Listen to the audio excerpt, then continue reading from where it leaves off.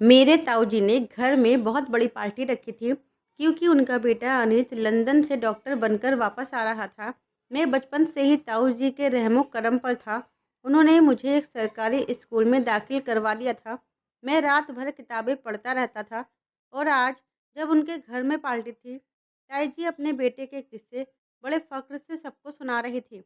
अचानक सब लोग दरवाजे की तरफ भागने लगे। ताई जी भी स्वागत के लिए आगे आईं।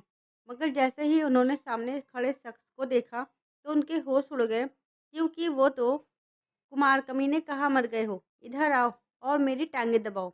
मैं छत पर कपड़े फैला रहा था कि ताऊ जी के बुलाने की आवाज़ आई। मैं जल्दी जल्दी कपड़े रस्सी पर डालकर नीचे आ गया। ताई जी ने ही मुझे वो कपड़े छत पर सुखाने भेजा था। कुमार, मैं तुझे कब से आवाज़ दे रहा हूँ, कहाँ मर गया था तू? तुझे कितनी बार कहा है, जैसे ही मैं वॉक करके घर आया करूँ मेरे पास ही रहा कर। मेरी टांगों में बहुत दर्द होता है, लेकिन तू है कि तेरे दिमाग में एक बात बैठती ही नहीं। ताऊ जी, ताई जी ने कपड़े सुखाने को कहा था, वही करने गया था।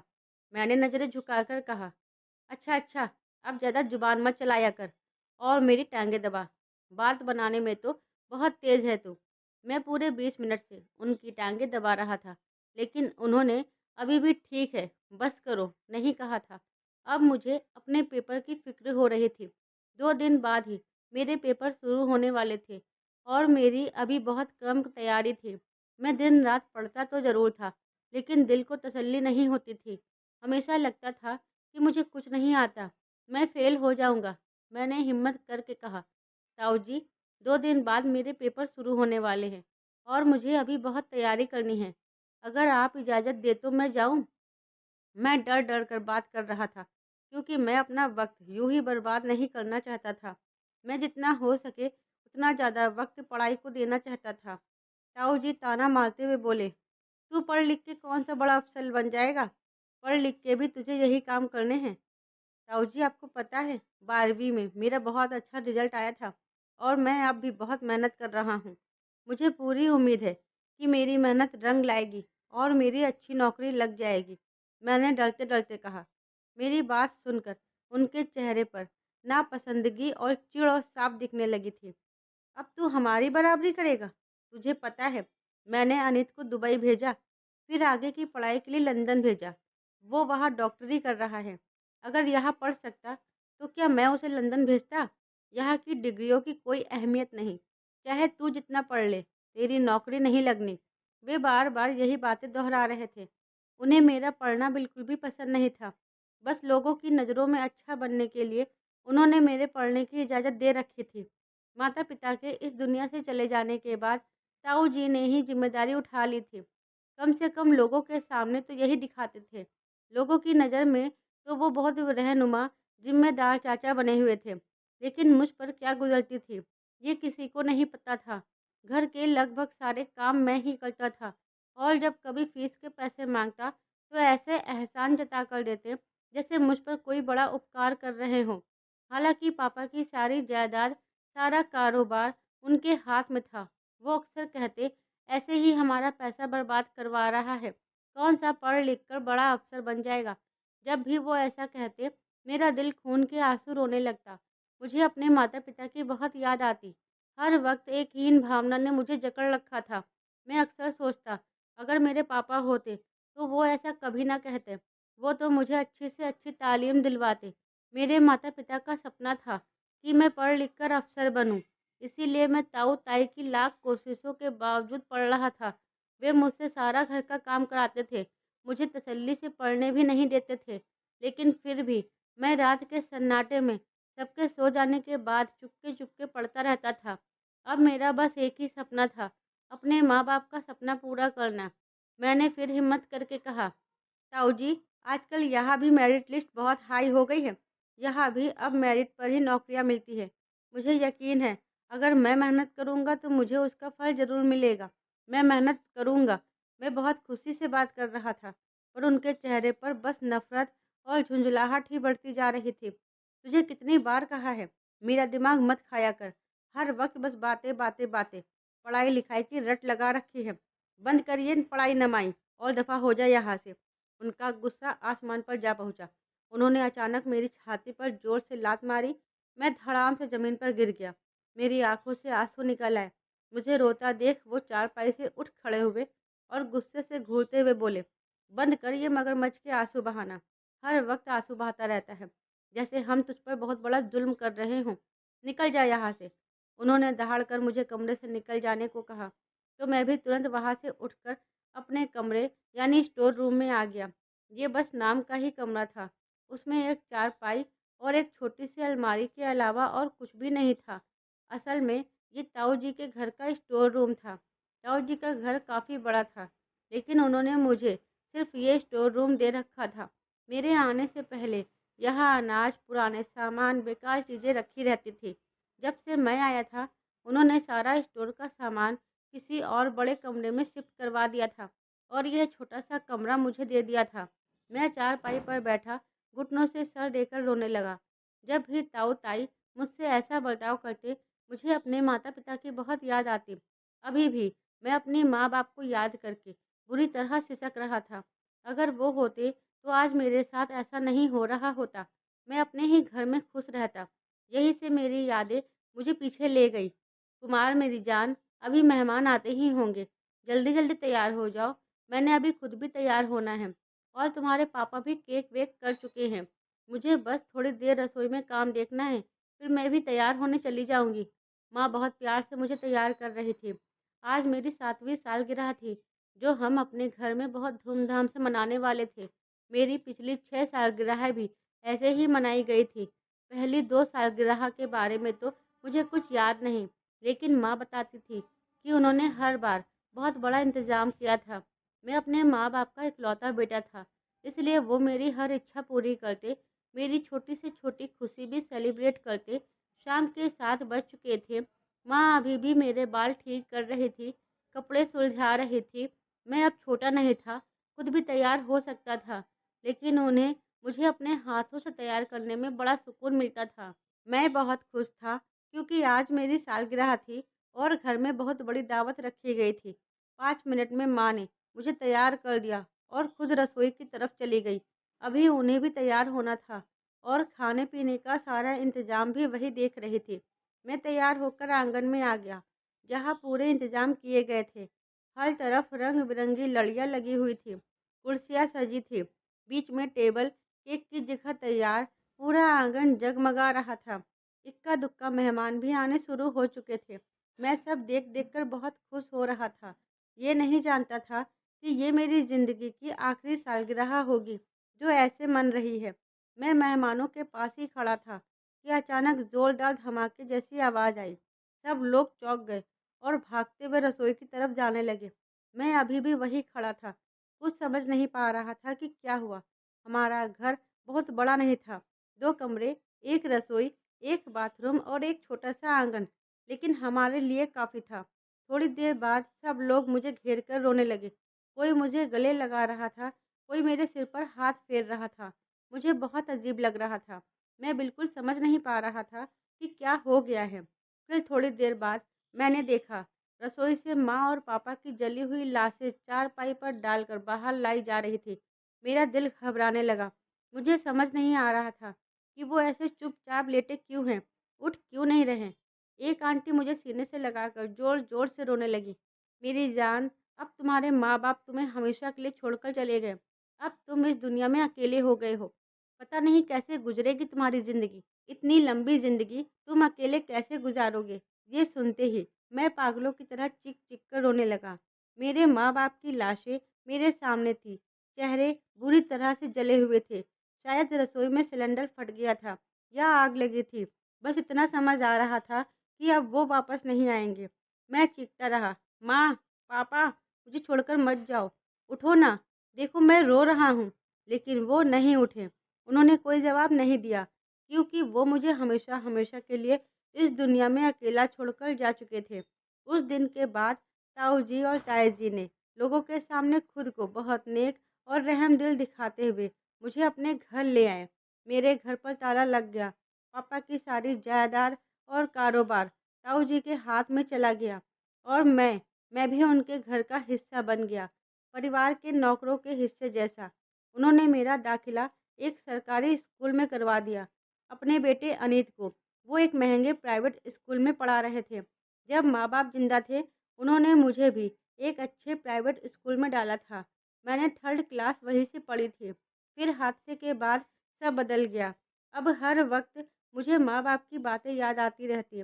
हमारा बेटा बड़ा अफ़सर बनेगा। उस वक़्त मैं छोटा था, ठीक से नहीं समझता था। बस ये सोचकर खुश होता था कि मैं बड़ा होकर अफ़सर बनूँगा। अब मैं अपने सुखद अतीत से निकलकर अपने कड़वे वर्तमान में लौट आया। मुझे ताऊ जी के घर रहते हुए पूरे 17 साल हो चुके थे। मैं अब बीएस में दाखिल था। आखिरी सेमेस्टर चल रहा था। बेशक माँ-बाप के जाने के बाद मुझे रहने के लिए छत मिल गई थी, लेकिन उनके लिए मैं हमेशा से एक नौकर ही था। उन्होंने तो मुझसे बचपन से ही काम कराना शुरू कर दिया था। अनीत और मैं लगभग एक ही उम्र के थे, लेकिन हमें कभी एक जैसा नहीं माना गया। जब भी कोई काम होता, ताई जी मुझसे कराती। अनीत तो दोस्तों के साथ खेलता, घूमता, पढ़ाई करता रहता। मुझे वो दिन भी याद है, जब अनीत बाहर दोस्तों के साथ खेल रहा होता था और मैं झाड़ू पोछा लगा रहा होता था, बर्तन मांज रहा होता था या बाजार के चक्कर काट रहा होता था। जैसे जैसे मैं बड़ा हुआ, जिम्मेदारियां बढ़ती गई। पूरे घर की सफाई, झाड़ू पोछा, बर्तन, कुछ कुछ रसोई का काम, सब मेरी ड्यूटी बन गए थे। अनीत अक्सर मुझे देखता और हंसता, चुहल करता और मैं मन ही मन अपने माँ बाप को याद करता कि अगर वो होते तो क्या मुझे ऐसा देखते। मुझे आज भी वो दिन याद है जब अनीत ने ताऊ जी से साइकिल की फरमाइश की थी। उस वक्त हम दोनों करीब 8 साल के थे। अगले ही दिन ताऊ जी उसके लिए नई चमचमाती साइकिल ले आए थे। मैं भी उसे देखकर बहुत खुश हुआ। दिल चाहा कि मैं भी जरा चलाकर देखूं। एक दिन मौका देखकर मैं साइकिल पर बैठ गया। अभी पाँव पैडल पर रखा ही था कि ताई जी तूफान बनकर आ गई। उन्होंने बिना कुछ पूछे मेरे मुंह पर थप्पड़ों की बरसात कर दी। अब तू हमारे बेटे की बराबरी करेगा? तेरी हिम्मत कैसे हुई मेरे बेटे की साइकिल पर बैठने की? उतर नीचे। मैंने तो बस इतना ही सोचा था कि जरा घूम लूं, लेकिन मेरी इस छोटी सी ख्वाहिश की सजा मैंने अपने गालों पर जलते हुए थप्पड़ों की शक्ल में चुकाई। जब भी अनीत कोई फरमाइश करता, ताऊ और ताई फौरन पूरी कर देते। मैं दूर से ये सब देखता, चुपचाप अपने कमरे में चला जाता और माँ बाप की बातों को याद करके रो लेता कि अगर वो होते तो मेरी भी हर इच्छा ऐसे ही पूरी करते। समय बीतता गया। अब अनित एफएससी करके मेडिकल की पढ़ाई के लिए लंदन जा चुका था और मैं यही एक सरकारी कॉलेज में बीएस कर रहा था। मेरे लिए ये भी किसी चमत्कार से कम नहीं था, क्योंकि वो तो चाहते ही नहीं थे कि मैं ज़्यादा पढ़ूं। वे नहीं चाहते थे कि मैं कभी उनके बेटे की बराबरी तक पहुंचूं। मैं अभी भी चारपाई पर बैठा अपनी किस्मत पर आंसू बहा ही रहा था कि तभी ताई जी की आवाज़ आई। कमबख्त कहाँ मर गया है? हर वक्त अपने कमरे में घुसकर बैठा रहता है। मेरे सिर में बहुत दर्द हो रहा है। अभी चाय बना कर ला। मैं तुरंत कमरे से बाहर निकला। ताई जी ने जैसे ही मुझे देखा, बोली, चाय बना, ज़्यादा हीरो मत बन। मैं रसोई में गया और 5 मिनट में चाय बनाकर उनके कमरे में पहुंचा। ताई जी ने जैसे ही चाय का एक घूंट लिया, अचानक पूरी कप मेरे पाँव पर उंडेल दी। गरम चाय सीधे मेरे नंगे पैर पर गिरी। मेरे मुंह से जोर की चीख निकल गई। मैं सवालिया नज़रों से उन्हें देखने लगा। मैंने ऐसा क्या कर दिया? जाहिल इंसान, तुझे चाय बनानी कब आएगी? कितनी बार कहा है, मुझे इतनी मीठी चाय पसंद नहीं। क्यों इसे शहद का शरबत बना देता है? तेरे दिमाग में एक बात क्यों नहीं बैठती? दफ़ा हो जा और अभी के अभी दूसरी चाय बना के ला। और हाँ, सिर्फ़ 1 चम्मच चीनी डालनी है, समझ आया? सिर्फ़ 1 चम्मच। उन्हें ज़रा भी एहसास नहीं था कि उबलती चाय से मेरा पैर जल चुका है। मैं अभी भी वहीं खड़ा था कि वो गरज उठी। क्या है? क्यों आँखें फाड़े खड़ा है? क्या कहा था मैंने? दफ़ा हो जा और दूसरी चाय बना। मैं फिर से रसोई में आ गया और दूसरी चाय बनाने लगा। इस बार मैंने सचमुच सिर्फ़ 1 चम्मच चीनी डाली थी। चाय देकर मैं सीधे अपने कमरे में आया और किताब खोलकर बैठ गया। दिल में आग थी, दिमाग में तूफ़ान, पर आँखें सिर्फ़ नंबर, फ़ॉर्मूले और इम्तिहान देखना चाहती थी। मेरे पास सिर्फ़ 2 दिन बचे थे और मुझे बहुत पढ़ना था। मैं दिन-रात मेहनत करने लगा। समय तेज़ी से गुज़रता जा रहा था। आखिर वो दिन आया, अंतिम पेपर का। आज मेरा आखिरी पेपर था और मैं बहुत खुश था। एक तो पेपर बहुत अच्छे हो रहे थे, दूसरी बात, अब मुझे उम्मीद थी कि मेरा रिज़ल्ट बहुत अच्छा आएगा। एक दिन मैं ताई जी के कमरे की सफाई करने गया। ताऊ जी और ताई जी दोनों घर पर नहीं थे। ताई जी की तबीयत कुछ खराब थी, तो ताऊ जी उन्हें डॉक्टर के पास ले गए थे। मैं घर पर अकेला था। मैंने झाड़ू उठाई और उनकी अलमारी के नीचे साफ करने लगा। अचानक ऊपर से एक डायरी धड़ाम से मेरे सिर पर गिरी। मैंने उसे उठाया। मैंने पहले कभी ये डायरी नहीं देखी थी। मैंने उसे खोला तो देखा, ये ताई जी की डायरी थी। मैंने जिज्ञासा में कुछ पन्ने पढ़ने शुरू किए। पढ़ता गया और मेरा चेहरा सफ़ेद पड़ता गया। इतना बड़ा राज! ताई जी हर बात उस डायरी में लिखती थी। अपने डर, अपनी नफ़रत, अपने पछतावे और अपना सबसे बड़ा पाप भी। डायरी से मुझे पता चला, मेरे ताऊ-ताई की सिर्फ़ एक ही संतान नहीं थी, 2 थे। अनित के साथ एक जुड़वा बेटी भी पैदा हुई थी, अनन्या। लेकिन ताऊ जी ने शादी से पहले साफ कह दिया था कि अगर बेटी हुई तो मैं तलाक दे दूँगा। मुझे सिर्फ़ बेटा चाहिए। डर के मारे ताई जी ने वही हॉस्पिटल से अपनी नवजात बेटी को चुपके से अनाथ आश्रम भिजवा दिया था। ये सब पढ़कर मेरे पैरों तले ज़मीन खिसक गई। मैं सन्न रह गया। इतना बड़ा राज इतने सालों से छुपा हुआ था। तभी दरवाजे पर दस्तक हुई। मैं घबरा गया। फटाफट डायरी वापस अलमारी पर रखी और कमरे से बाहर निकल आया।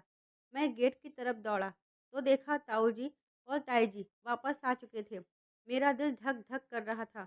मैंने जो पढ़ा था वो बोझ अब मेरे सीने पर पत्थर बनकर बैठ गया था। क्या हुआ? तेरे चेहरे की हवाइयाँ क्यों उड़ी हुई है? ताई जी ने मुझे गौर से देखकर पूछा। वो सही कह रही थी। मेरा रंग सचमुच उड़ा हुआ था। नहीं ताई जी, कुछ नहीं, मैं तो पढ़ रहा था। बस जल्दी-जल्दी बाहर आया तो साँस फूल गई, इसलिए ऐसा लग रहा होगा, बाकी सब ठीक है। मैंने झट से बात घुमा दी। वो मान गई और मैं सीधे अपने कमरे में भाग आया। अब मेरे दिमाग में बस एक ही बात घूम रही थी, अनन्या। वो कहाँ होगी? कैसी होगी? क्या उसे पता है कि उसके माँ-बाप ज़िंदा हैं? कभी उन्हें याद करती होगी? समय बीतता गया। अब मेरा बीएस का आखिरी सेमेस्टर चल रहा था। मैं खुश भी था और बेचैन भी। खुश इसलिए कि अब मेरे मुश्किल दिन शायद ख़त्म होने वाले थे और बेचैन इसलिए कि मेरे दिल में अब सिर्फ पढ़ाई नहीं, एक राज और एक चेहरा भी बच चुका था, अनन्या का। मैंने चुपके-चुपके अनाथालय के रिकॉर्ड खंगाले, लोगों से पूछा, पुराने कागज़ देखे और आखिर एक दिन मुझे अनन्या मिल ही गई। वो भी पढ़ी-लिखी, सुलझी हुई और मेरे ही कॉलेज में मेरे साथ बीएस कर रही थी। वो मुझे पहले सिर्फ एक क्लासमेट समझती थी।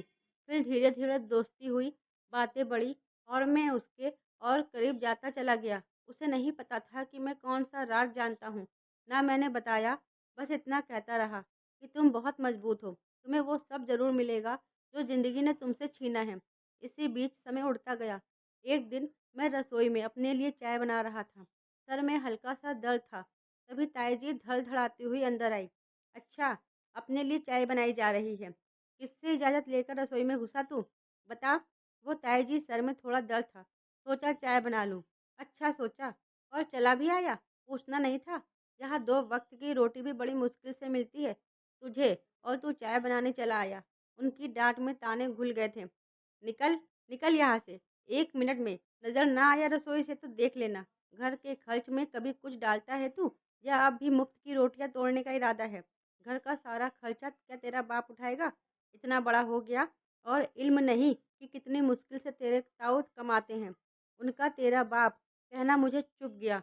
मैंने हिम्मत करके कहा, ताई जी प्लीज़ मेरे पापा को बीच में मत लाएँ। बस ये सुनना था कि उन्होंने जोरदार थप्पड़ मेरे मुँह पर जड़ दिया। तेरी हिम्मत कैसे हुई मुझसे ज़बान लड़ाने की? अब वो सिर्फ़ काम ही नहीं कराती थी, मेरे ऊपर हाथ भी उठाने लगी थी। मैं अभी पढ़ ही रहा था, इसलिए कोई नौकरी ठीक से नहीं कर पा रहा था। कई जगह कोशिश की, छोटी-मोटी जॉब ढूँढी, पर सब कहते, "पहले ग्रेजुएशन पूरा करो, फिर देखेंगे।" मैंने धीरे से कहा, "ताई जी, मेरा ग्रेजुएशन पूरा होने वाला है। डिग्री मिलते ही मैं भी नौकरी करूँगा और घर के खर्चे में हिस्सा डालूँगा। आप फ़िक्र ना करें।" उन्होंने व्यंग से हँसते हुए कहा, "तुझे क्या लगता है, तू बड़ा अफ़सर बनेगा? हमें तो ऐसे कोई आसार नज़र नहीं आते। बड़ा आया कि खर्च में हिस्सा डालूँगा। तेरी इतनी औकात है, जब तेरी नौकरी लग जाए, फिर आकर मुझे बताना।" वो जली-कटी सुनाकर रसोई से बाहर चली गई। मैं वहीं खड़ा चुपचाप आँसू पोंछता रहा। कभी-कभी यकीन ही नहीं होता था कि ये मेरे सगे ताऊ जी और उनकी बीवी है। अगली सुबह मैं अपने कमरे में बैठा पढ़ रहा था कि ताई जी मेरे कमरे में आई। आज उनके चेहरे पर एक अजीब-सी खुशी थी। कुमार, अनीत की कॉल आई है। उसकी डॉक्टरी पूरी हो गई है। और वो परसों घर आ रहा है और तू यहाँ बैठा है। सारे इंतज़ाम कौन देखेगा? उनके चेहरे से लग रहा था कि वो खुशी से फूली नहीं समा रही। अनित के आने की खबर सुनते ही मेरे चेहरे पर परेशानी की लहर दौड़ गई। जो राज मैं जानता था, वो अब शायद छुपाए नहीं छुपता। ताई जी ने मेरे चेहरे की रंगत बदली देखी। बोली, तुझे सांप सूंघ गया क्या? मेरे बेटे के आने की खुशी नहीं हुई तुझे? हाँ, तुझे क्यों होगी? तू तो जलता है ना उससे। हमेशा उसकी बराबरी करने का सपना देखता रहता है। मैंने झट से अपने चेहरे पर बनावटी मुस्कान ला दी। नहीं ताई जी, मुझे तो बहुत खुशी हुई है। आप बताइए क्या-क्या करना है मुझे? जल्दी बाहर आ। मैंने अपने बेटे के आने की खुशी में पूरा घर सजाना है और तेरे ताऊ जी ने परसों बड़ी पार्टी रखी है। मैं चाहती हूँ कि सारे इंतजाम तू देखे। मैंने सिर हिलाकर हामी भर दी। समय पंख लगाकर उड़ गया। 2 दिन बाद का दिन आ पहुँचा। आज अनित वापस आना था। मेरा दिल बुरी तरह धड़क रहा था। कहीं भी चैन नहीं मिल रहा था। सुबह के 9 बज चुके थे। शाम के 7 बजे पार्टी रखी गई थी और उसी वक्त अनित का आना तय था। मैंने अपने मोबाइल में मैसेज नोटिफिकेशन देखा। दिल की धड़कन जैसे रुक सी गई। ये अनन्या का मैसेज था। सब तय है। आज सच सामने आ ही जाए तो बेहतर है। मैंने लंबी सांस ली। अब पीछे मुड़ने का कोई रास्ता नहीं था। मैंने जल्दी जल्दी सारे काम निपटाने शुरू कर दिए। घर पूरी तरह से सज चुका था। हर तरफ लाइटें लगी थी। आंगन में टेबल और कुर्सियां सजी थी। कैटरिंग वाले आ चुके थे। खाना तैयार था। मैं भी कपड़े बदलने के लिए कमरे में गया। मेरे पास अच्छे कपड़े कहाँ थे? अलमारी खोली तो पुराने, फीके, घिसे-पिटे कपड़े लटक रहे थे। कुछ देर टटोलने के बाद एक सूट बाकी से थोड़ा बेहतर लगा, उसे निकाल कर पहन लिया। बाल ठीक किए और आंगन में आ गया। ताऊ जी और ताई जी तो ऐसे सजे थे जैसे किसी शादी में जा रहे हों। दोनों के चेहरे पर घमंड और खुशी साफ दिख रही थी। मेरा दिल अभी भी बुरी तरह से घबराया हुआ था। तभी ताई जी ने आवाज़ लगाई, तू यहाँ क्या खड़ा है? मैंने क्या कहा था? मेहमानों को किसी चीज़ की कमी नहीं होनी चाहिए। जा, कोल्ड ड्रिंक बाँट सबको। मैंने ट्रे उठाई और मेहमानों में कोल्ड ड्रिंक बाँटने लगा। घर मेहमानों से खचाखच भर गया था। सबके चेहरे पर मुस्कान, बधाइयाँ, हँसी-ठिठोली। बस एक मैं था, जिसका दिल किसी तूफान की आहट सुन रहा था। जैसे-जैसे 7 बजने के करीब वक़्त पहुँच रहा था, मेरे सीने की धड़कनें तेज़ होती जा रही थी। अचानक बाहर गेट की तरफ शोर मचा। आ गया, डॉक्टर साहब आ गए। सब लोग गेट की तरफ भागने लगे। मैं भी भीड़ के साथ आगे बढ़ा। एक लंबी सी चमचमाती गाड़ी गेट के सामने आकर रुकी थी। उसके पीछे 2 और गाड़ियाँ, जैसे किसी बहुत बड़े अफ़सर का काफ़िला हो।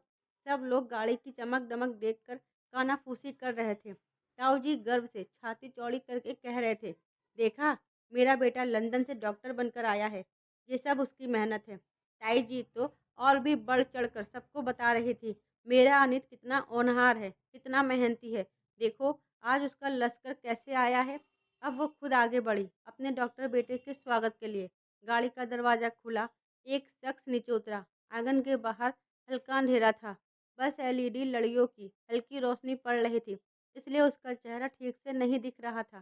ताई जी उसके बिल्कुल करीब पहुंच गई। ताई जी भी उनके पीछे-पीछे जा रहे थे। बाकी सब थोड़ी दूरी पर खड़े तमाशा देख रहे थे। ताई जी ने जैसे ही उसके चेहरे पर नज़र डाली, उनके मुंह से बरबस निकला, कौन हो तुम? मेरा बेटा कहाँ है? बाहर खड़े लोगों के कान खड़े हो गए। अचानक बड़ी लाइटें ऑन कर दी गई। जिस शख्स को सब डॉक्टर अनीस समझ रहे थे, वो अनीत नहीं था, वो थी अनन्या। लंबे बाल, सादगी भला सलवार कुर्ता, आंखों में एक अजीब सी चमक और दर्द। सब लोग हैरत से उसे देख रहे थे। किसी को समझ नहीं आ रहा था कि ये कौन है। सिर्फ मैं जानता था ये कौन है और क्यों आई है। ताई जी काँपती आवाज़ में बोली, कौन हो तुम और यहाँ क्या कर रही हो? मेरा बेटा कहाँ है? अनन्या ने एक हल्की सी मुस्कान के साथ थोड़े काँपते होठों से कहा, माता, मैं हूँ अनन्या। माता, ये शब्द जैसे पूरे आंगन में गूंज गए। सबके चेहरों का रंग उड़ गया। ताऊ जी और ताई जी अविश्वास से उसे देख रहे थे। कौन अनन्या? और मुझे माता क्यों कह रही हो? मेरा तो सिर्फ एक ही बेटा है, अनीत। तुम कौन हो? ताई जी हड़बड़ाहट में बोली। अनन्या ने गहरी सांस ली। माता, मैं वही अनन्या हूँ जिसे आपने जन्म के तुरंत बाद अनाथ आश्रम में छोड़ दिया था। पूरा घर जैसे एक पल के लिए जम गया। अब ताऊ जी की आंखों में भी सवाल थे। वे ताई जी की तरफ गुर्रा कर बोले, ये क्या कह रही है? सच बताओ, हमारी बेटी? हमारा तो सिर्फ एक ही बेटा हुआ था। ताई जी के होठ सूख गए, चेहरा पीला पड़ गया। उनके पास बोलने को शब्द नहीं थे। मैंने चुप्पी तोड़ते हुए कहा, ताऊ जी ये सच है, ये अनन्या आपकी ही बेटी है। अनीत और अनन्या दोनों जुड़वा पैदा हुए थे, पर आपने शादी से पहले ताई जी से कहा था कि अगर बेटी हुई तो आप तलाक दे देंगे। डर के मारे ताई जी ने हॉस्पिटल से ही अनन्या को अनाथ आश्रम भिजवा दिया। ताऊ जी अब ताई जी पर गुस्से से चिल्लाने लगे, क्या ये सब सच है? जवाब दो। ताई जी के होठ काँप रहे थे, आँखों से आँसू बहने लगे, लेकिन वो कुछ बोल ना सकी। अब अनन्या ने आगे बढ़कर सबके सामने साफ-साफ कह दिया, पिताजी, मैं आपकी ही बेटी हूँ। मैं और अनित, हम दोनों जुड़वा पैदा हुए थे। आपने पहले ही कह दिया था कि अगर बेटी हुई तो आप माँ को छोड़ देंगे। इसलिए डर और मजबूरी में माँ ने मुझे अनाथ आश्रम में छोड़ दिया। मैं वहीं पली-बड़ी, पूरी ज़िंदगी आपके प्यार के बिना। पूरा आंगन सन्नाटा ओढ़ चुका था। मैंने भी उस रात की, उस डायरी की और उसके बाद की अपनी तलाश की पूरी कहानी ताऊ जी को सुना दी। कैसे मैंने डायरी में अनन्या के बारे में पढ़ा, कैसे मैंने उसके बारे में पता लगाकर उसे ढूंढा, कैसे हम एक ही कॉलेज में पढ़ते रहे, कैसे मुझे पता चला कि अनीत अब कभी वापस नहीं आएगा। मैंने धीरे से कहा, ताऊ जी, अनीत अब कभी यहाँ नहीं आएगा। उसने लंदन में ही शादी कर ली है। वो वहीं पर सेट हो चुका है और उसका आप लोगों से कोई लेना देना नहीं रह गया। ये बात मुझे उसके एक दोस्त से पता चली है। जो कॉल आप लोगों को अनीत के नाम से आई थी, वो मैंने ही करवाई थी, क्योंकि अब सच बताना ज़रूरी हो गया था। मैं पहले आपको तकलीफ़ नहीं देना चाहता था, इसलिए चुप रहा। पर अब ये राज छुपाना अनन्या के साथ भी ज़ुल्म होता। सबके सामने सारा सच बिक चुका था। ताऊ जी, अनन्या आपका ही खून है, आपकी ही बेटी। आपने सिर्फ़ बेटे के चक्कर में एक मासूम बच्ची को ज़िंदगी भर के लिए अपने प्यार से महरूम कर दिया। वो अनाथ आश्रम में पली-बड़ी, हमेशा सोचती रही कि उसके माँ-बाप कौन हैं, और आज वो खुद आपके दरवाजे पर आ खड़ी हुई है। अब ताऊ जी और ताई जी दोनों के सिर शर्म से झुक चुके थे। उनकी आंखों से भी आंसू बहने लगे। उनका बेटा जिसके लिए उन्होंने सब कुछ किया, वो तो उन्हें छोड़कर विदेश में बस गया। और एक बेटी जिसे उन्होंने जन्म लेते ही ठुकरा दिया, आज भी उन्हें माता-पिता कहकर अपनाने के लिए खड़ी थी। कुछ देर सन्नाटे के बाद ताई जी रोते हुए अनन्या के पैरों पे गिर गई। मुझे माफ़ कर दो बेटा, मैंने बहुत बड़ा गुनाह किया है। मुझे डर था तुम्हारे पिता मुझे छोड़ देंगे। मैं कायर निकली, मुझे माफ़ कर दो। अनन्या की आंखों से भी आंसू बह रहे थे। उसने झुककर ताई जी को उठाया और गले से लगा लिया। माता, मैंने आपको बहुत बार ख्वाबों में देखा है। मैं आपको नफ़रत नहीं, सिर्फ़ प्यार देना चाहती हूँ। ताऊ जी भी अब मेरे पास आए। उनकी आवाज़ भर्रा रही थी। कुमार, तूने इतना बड़ा सच आज सामने रख दिया। हमने तुझे भी बहुत सताया, फिर भी तूने हमारे लिए ये सब किया। मैंने नरमी से कहा, ताऊ जी, आप मेरे पापा के सगे भाई हैं। उन्होंने ज़रूर चाहा होगा कि मैं आपका आदर करूं, इसलिए मैंने कभी ज़ुबान नहीं खोली। और अनन्या के बारे में, वो तो मेरी। मैं रुक गया। अनन्या ने हैरानी से मेरी तरफ देखा। अब तो सच का वक्त था, हर तरफ का सच। मैंने गहरी सांस लेते हुए कहा, ताऊ जी, ताई जी, नन्या और मैं एक दूसरे से प्यार करते हैं। हम बहुत वक्त से साथ पढ़ रहे हैं, साथ खड़े रहे हैं। मैंने उससे उसके माँ बाप के बारे में सच कभी नहीं छुपाया, बस वक्त का इंतजार करता रहा।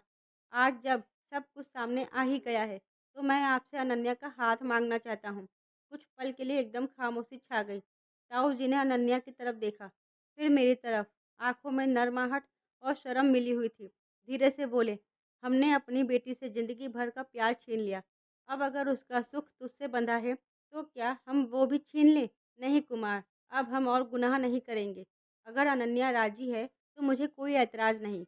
अनन्या की आंखों से खुशी के आंसू फूट पड़े। उसने सिर झुकाकर हाँ में इशारा किया। समय तेजी से बीतता गया।